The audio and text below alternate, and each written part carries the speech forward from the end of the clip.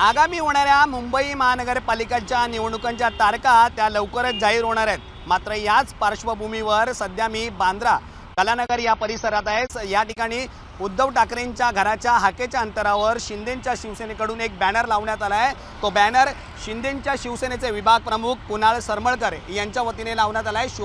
शुभ दीपावली असा या बॅनरवर उल्लेख आहे। मात्र यंदा महापौर शिवसेनेचाच होणार हे असं ठळक शब्दात लिहिलेलं पाहायला मिळतंय। सध्या महायुतीत भारतीय जनता पार्टी आणि शिवसेना दोन्ही आहेत, मात्र भाजपकडूनही भाजपचाच महापौर होणार असं सांगण्यात येत आहे आणि ही शिंदेंकडून करण्यात आलेली बॅनरबाजी। मात्र महापौर कोणाचा होणार हे आगामी काळात स्पष्ट होईल। मात्र या जर पद्धतीने पाहायला गेलं तर शिंदेंकडून जे आहे ते मुंबई महानगरपालिकेसाठी रणनीती तयार करण्यात आली आहे। मुंबईतील जे विभाग प्रमुख आहेत, खासदार आहेत, आमदार आहेत, त्यांच्याकडे एकनाथ शिंदे यांनी जबाबदारी सोपवण्याचा प्लॅन तयार केला आहे। मात्र येणाऱ्या काही दिवसात किती महायुतीमध्ये हे दोन्ही पक्ष स्वबळावर लढणार का की महायुती लढणार आणि महापौर कोणत्या पक्षाचा होणार हे पाहणं महत्त्वाचं असणार आहे।